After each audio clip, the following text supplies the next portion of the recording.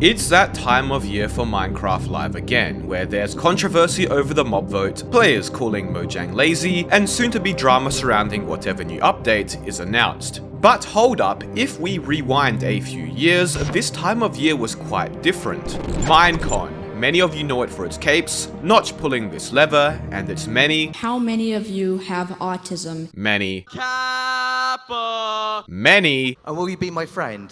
Famous cringe clips. That'll take it a wham. Minecon used to be the yearly peak for the Minecraft community. But whatever happened to Minecon? Why was it originally cancelled? What happened to the new in-person Minecraft event that was meant to happen this year? And why did Microsoft change the rules prohibiting any large-scale in-person event like Minecon from ever happening again? Well, to understand why Minecon was cancelled in the first place, we have to go back to the very first Minecons. The first Minecon, actually named Minecraft Con, was held in mid-2010, a spontaneous gathering of fans with Notch. It wasn't a big thing, there was no fee to attend, and it only took place because Notch happened to be in Washington and received messages from fans wanting to meet with him. The few videos on the internet at the time really display how small and informal it was, with seemingly only roughly 20 to 30 people present, most gathered around Notch, asking him about his plans and ideas for the future of the game. Notably, Notch acknowledged Herobrine for one of the first times here, mentioning it was just a hoax. It's a hoax,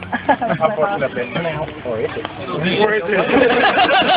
Of which the community at the time clearly chose to ignore. That same year, just prior, an unofficial gathering on an old Minecraft Classic server named Minecon also occurred, where players had fun building on a public server for a bit, with Notch himself visiting. Clearly the 2010 events were small, spontaneous, informal, and community-centric, reflecting the state of the game at the time. The first real Minecon would take place in 2011.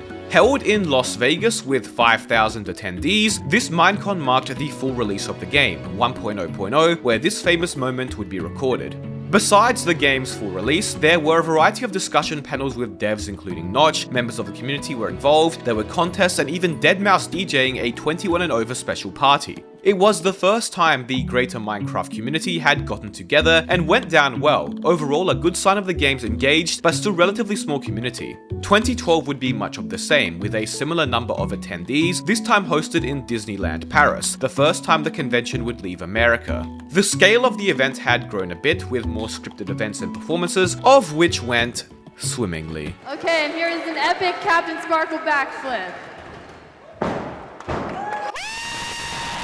But in general, things were still relatively lax. 2013's Minecon, hosted in America again, was the first year things began to change, with the event growing in scale now, with 7,500 attendees. This would also be the Minecon where the famous Most Awkward Moments at Minecon 2013 video would be made, displaying the shift in the general public's perception of Minecon, from a fun gathering of passionate players to a cringe-infested convention of young kids. You can see this sentiment reflected in the comments of the video and other online perceptions at the time, as stated by comments on the Mindcrack subreddit from older players who attended Minecons at the time. They mentioned it was insane to see how hectic Minecon had become in 1 year, with lineups for autographs and a huge crowd of kids present in every corner of the event, whereas in 2012, everybody just stood and talked to one another, with no lines for signatures at all. Minecon 2014 planned to return to Europe, but would be cancelled. While no public statement was given on the reason for the cancellation, players speculated that due to the recent buyout from Microsoft, things were changing within Mojang and they needed more time before they would be ready to host another event.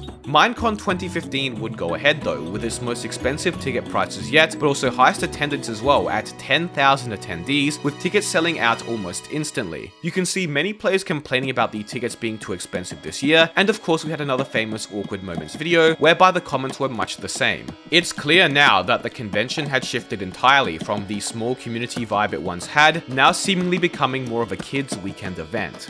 2016 would be much of the same, with tickets increasing in price once again, and a record 12,000 people attending. However, in mid-2017, as many players eagerly awaited the announcement of Minecon that year, Mojang would change things up. This year, players would first have to head over to the website youtube.com/c/TheMisterEpic and then click the subscribe button. As stated in an official post at the time, to attend Minecon that year, you had to subscribe to YouTuber TheMisterEpic, whose channel looked more like this at the time. Hey guys, what is up? But regardless, they had to subscribe. No pressure. Anyways, 2017's Minecon would be streamed as an online-only event, now named Minecon Earth. As for the rationale behind this change, well, it was because they wanted to be more inclusive, except to Australians. The past few years, Minecon had increased dramatically in scale, and alongside it had ticket prices, no longer the small community event where everybody could participate, and this was Mojang's solution to that. This would also notably be the first year where the mob vote was introduced. Players were disappointed that there weren't any in-person events anymore, but were still somewhat optimistic. However, reviews from after the event took place displayed that players were not happy, deeming the event as cringy, catering too much to kids, and as more of an advertisement rather than a celebration of the community. It seemed that Minecon had outgrown its small community-centric roots, now functioning as more of a kid-friendly advertisement rather than a fun discussion of the state of the game. Over the next 5 years, Minecon Minecraft Live would be much of the same format. Perceptions were generally the same, although over time more people would get used to the format, and Mojang improved on it as well, giving more mature and older players something to look forward to with more dev discussion as well as panels with knowledgeable community members. However, there was one thing still missing, that same feeling of meeting developers, YouTubers, streamers, and fellow Minecraft players in person. A feeling which could not be replaced by a yearly upbeat 2-hour live stream. Which brings us to today. Clearly, Mojang were aware of the missing in-person element that Minecraft Live couldn't provide, and back during Minecon Live 2019, it was announced that in-person Minecons would be somewhat returning as the Minecraft Festival in 2020. Joining our live broadcast in 2020 will be an all-new, in-person event called Minecraft Festival. A multiple day-long event with a lot of events and content, as well as a return of exclusive Minecon capes. Tickets were pricey, but there were multiple payment options, with capacity seeming to be the highest of any Minecon thus far as well. However, Minecraft Festival couldn't have come at a worse time, as in early 2020, as the COVID-19 pandemic began to enter full swing, just 1 week before tickets for the Minecraft Festival would go live, it was announced that the event was postponed until late 2021. An understandable but unfortunate scenario. Later in 2020, it would be announced again that Minecraft Festival was delayed, now until 2022, once again due to COVID. Then, radio silence for a year and a half until January 2022, when a former Mojang employee would respond to a post on Twitter mentioning that there would be no Minecraft Festival that year. And that was the last official word we ever got on the Minecraft Festival. The original article where price breakdowns are announced is still public, but it seems the event is in limbo with no word of it coming back. But what happened? And more importantly, why did we stop getting in-person Minecons in the first place? Well, little do most people know, this was explained by Minecon's planner at the time, Vu, in a Q&A from 2017. As he stated, normally after each year's Minecon, they would immediately begin planning next year's. But after Minecon 2016, the team felt that they weren't really reaching the people part of their now much larger community, rather only a very small selection of the player base, mentioning it wasn't what they wanted Minecons to be. As such, they had two options. First was to make an even bigger Minecon event, which more people could attend, but they decided against this as it goes against what Minecon was meant to be. A smaller event where everybody is able to sit in the same room together. And one way to do that is to make an even bigger event and make Minecon gigantic, but that doesn't scale well for what Minecon is. Right? Minecon is an event that every year, everyone would sit in the same room at the same time for the opening ceremony, and actually This is interesting, as it does seem to line up with the notion from many older players about how Minecon had outgrown itself, with the latter years becoming far too chaotic and hectic, and less about the casual discussion they originally began as. So obviously, option 2, hosting it online, would be the only way to avoid this, while also reaching the most people.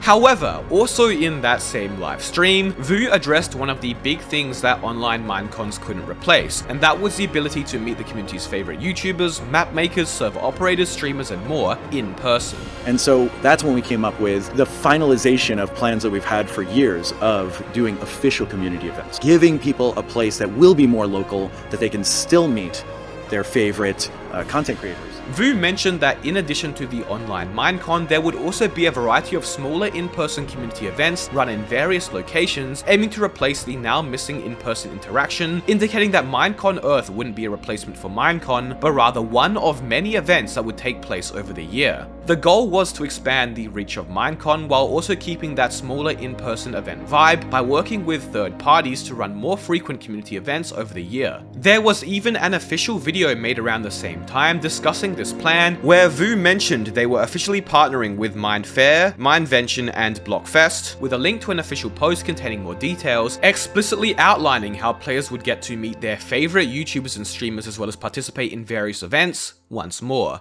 So what ended up happening to those events? Well, Mindfair was fine at first, and from the limited information on Reddit, seemed to be just an okay event, nowhere near a replacement for Minecon though. Mindvention also seemed to be fairly successful, with developers like Dinnerbone and Lady Agnes attending as well, although much smaller than Minecon with far lower attendance. Things started okay for these community events, but unfortunately that wouldn't last, and many of the community events did not succeed for long. The last we heard from Mindfair was during an event that was meant to happen in 2020, where attendees paid for tickets, even driving hours to the location, only for no event to take place at all. Mindfair ended up scamming users, cancelling or not even planning their event without telling attendees long after many had paid for tickets. Blockfest seemingly never happened or turned into an online Minecraft rave or something. I genuinely have no idea if it ever was even a thing. And as for Mindvention, well, they were actually about to begin a series of events in America starting May 6th this year, only to permanently shut down and cease operation only 4 days before they would begin.